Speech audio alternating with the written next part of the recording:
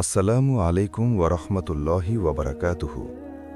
সম্মানিত উপস্থিত ভাই ও বোনেরা, আজকের আলোচনার বিষয় গীবত ও অপবাদের ভয়াবহতা। এই গুনাহ এত সাধারণ হয়ে গেছে যে মানুষ এটাকে গুনাহই মনে করে না, অথচ কুরআন ও হাদিসে এটি কবিরা গুনাহ হিসেবে উল্লেখ করা হয়েছে। আজ আমরা জানব গীবত কি, অপবাদ কি, কুরআনের দলিল, সহিহ বুখারী ও মুসলিমের হাদিস, গীবতের পরিণতি, কিভাবে বাঁচব। গীবতের সংজ্ঞা। রাসূল সাল্লাল্লাহু আলাইহি ওয়াসাল্লাম নিজেই গীবতের সংজ্ঞা দিয়েছেন। সহিহ মুসলিমের হাদিস। রাসূল সাল্লাল্লাহু আলাইহি ওয়াসাল্লাম সাহাবীদের জিজ্ঞেস করলেন, তোমরা কি জানো গীবত কি? সাহাবীরা বললেন, আল্লাহ ও তার রাসূল ভালো জানেন। তিনি বললেন, তোমার ভাই সম্পর্কে এমন কিছু বলা যা সে অপছন্দ করে। সাহাবীরা জিজ্ঞেস করলেন, যদি কথাটা সত্য হয়? রাসূল সাল্লাল্লাহু আলাইহি ওয়াসাল্লাম বললেন, যদি সত্য হয় সেটাই গীবত, আর মিথ্যা হলে সেটা অপবাদ বা বহতান। সহিহ মুসলিম, হাদিস নম্বর 2589। কোরআনের কঠিন সতর্কবার্তা। আল্লাহ তাআলা বলেন, তোমাদের কেউ যেন তার মৃত ভাইয়ের গোশত খেতে পছন্দ করে, নিশ্চয়ই তোমরা তা ঘৃণা করো। সূরা হুজুরাত ৪৯:১২। গীবতকে আল্লাহ তুলনা করেছেন মৃত মানুষের মাংস খাওয়ার সাথে। ভাবুন, একজন মানুষ বসে মৃত ভাইয়ের গোশত খাচ্ছে। এই দৃশ্য যেমন জঘন্য, গীবত আল্লাহর কাছে তার চেয়েও জঘন্য। গীবতের সামাজিক ক্ষতি। গীবত বন্ধুত্ব ভেঙে দেয়, পরিবার ধ্বংস করে, সমাজে সন্দেহ তৈরি করে, অন্তরে কালো দাগ ফেলে। রাসূল সাল্লাল্লাহু আলাইহি ওয়াসাল্লাম বলেছেন, মুসলমান মুসলমানের ভাই, সে তার সম্মান নষ্ট করবে না। সহিহ বুখারী 2442, সহিহ মুসলিম 2580। কবরের আযাবের কারণ। রাসূল সাল্লাল্লাহু আলাইহি ওয়াসাল্লাম 2টি কবরের পাশ দিয়ে যাচ্ছিলেন।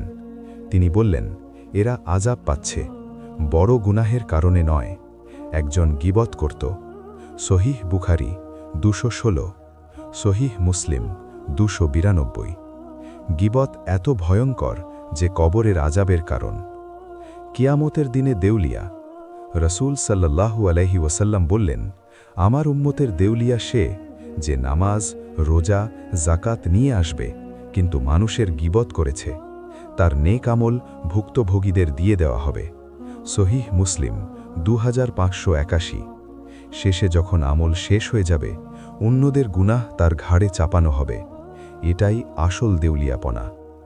অপবাদের ভয়াবহতা। অপবাদ বা মিথ্যা দোষ চাপানো গীবতের চেয়েও বড়। আল্লাহ বলেন, যারা মুমিনদের মিথ্যা অপবাদ দেয় তারা স্পষ্ট গুনাহ বহন করে। সূরা আহজাব 58।